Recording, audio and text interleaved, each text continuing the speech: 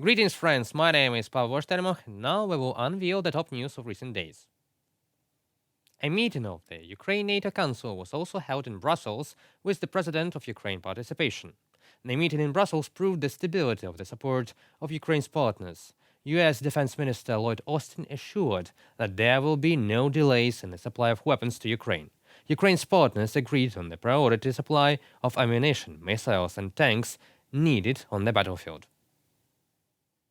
Our main focus is to strengthen our air defense and the most important tools at the front, artillery, long-range systems. I am grateful to all partners for their continued willingness to help our defense. Defense Minister Umerov outlined the details of our priorities to our partners. Members of the contract group took into account the needs of the upcoming winter campaign. Warm uniforms, generators, etc. The partners promised to provide additional air defense systems. Here is an incomplete list of partner countries supporting Ukraine based on the results of Ramstein 16. USA, $200 million. The new aid package will include ammunition for anti-aircraft defense, artillery ammunition and missiles, increased aviation armament and anti-tank weapons. Great Britain, €115 million, a complete aid package to finance demining and maintenance of equipment. Denmark, F-16 transfer in early 2024.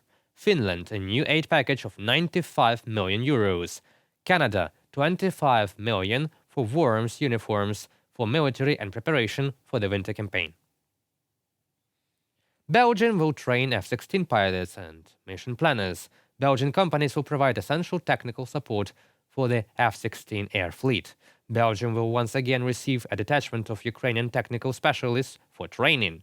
From 2025, Belgium will also provide Ukraine with F-16 fighters if that's possible. Norway, $18.5 million for demining. Spain will provide additional air defense systems, help with warm clothing for soldiers, and generators to prepare for winter, and allocate €1.5 million for humanitarian demining. Germany, strengthening the Ukrainian system with additional missiles as well as tanks.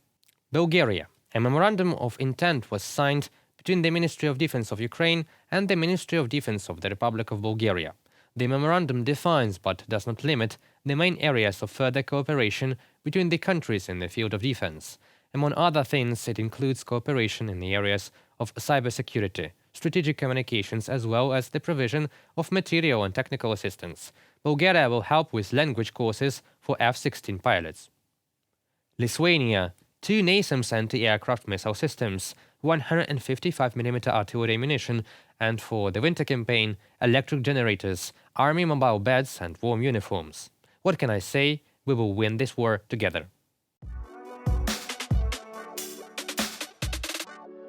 The head of the HAMAS, Khaled Mashal, called on all Muslims in the world to stage Jewish pogroms on October 13th.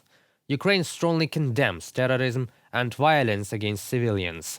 No political goals can justify the target of killing civilians, unarmed women, children, and the elderly. The massacres of Hamas terrorists against the civilian population in Israel repeat the atrocities of the Russian army in Bucha, Irpin, on the Zhytomyr highway and elsewhere in Ukraine since 2022. Hamas attempts to deny the obvious facts of mass killings of civilian population are as lame as Russian propaganda's attempts to hide the responsibility of the occupiers for the atrocities against Ukrainians. The overall failure of the global security system is obvious. Russia has started a chain reaction of collapse of traditional rules, agreements, the essence of which is provoke, attack, openly kill civilians, behave as aggressively as possible, because this model of public behavior will cause stupor among political elites, increase their unwillingness to make decisions, aggravate their irrational fear, partially freeze the synchronized collective tough response. That is why we see today how the unwillingness to finally make a consolidated decision on the importance of Russia's strategic defeat drags the world into an era of total instability. There comes a time of mandatory tough decisions. Mikhailo Podolyak, advisor to the head of the Office of the President of Ukraine, on Twitter. Russian propaganda has openly sided with terrorism and is already declaring Israelis fascists. Well, they probably have a lot of fascism inside them, if they call Jewish fascists. Ukrainians as fascists. Probably the whole world, except for the Russians, are fascists.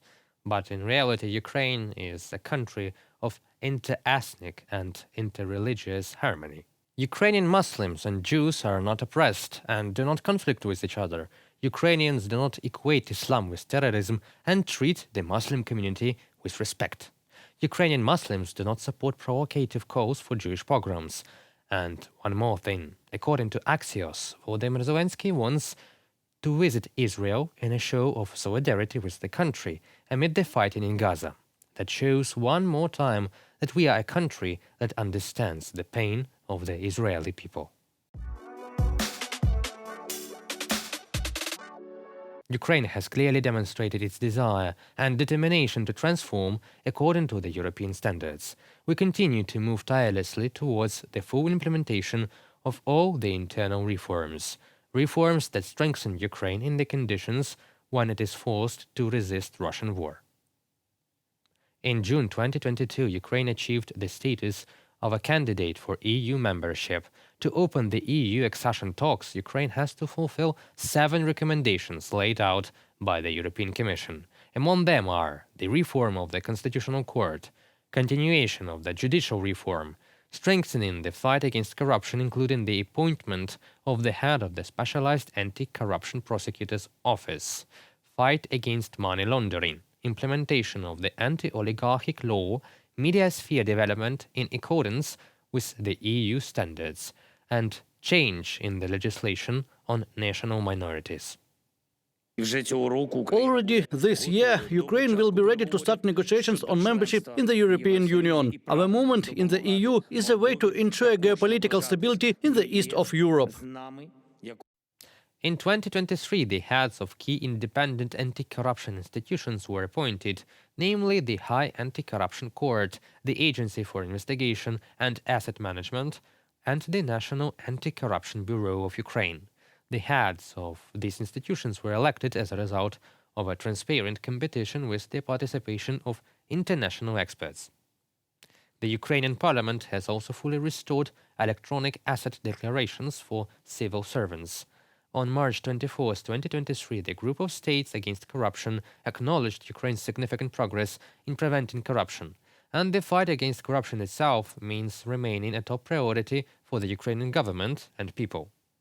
As a candidate country and future member of the EU, Ukraine expects to open accession talks by the end of the year and relieves on relevant decisions of the European Council in December.